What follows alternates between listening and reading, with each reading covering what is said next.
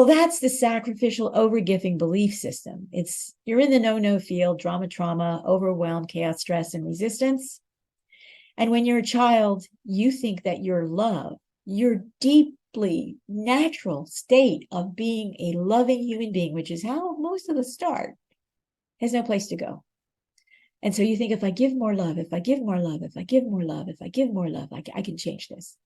And you can't. You can only change you.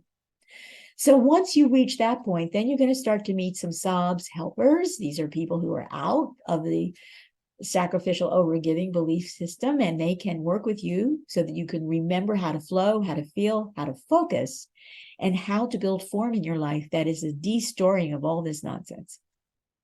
And then you can regain your birthright bliss. There it is. Looks and feels like this.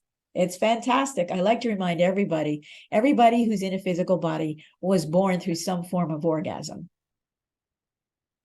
Could have been 3 seconds, could have been 8 seconds, who knows, but it was fast. But it was enough to get you here. That's your start.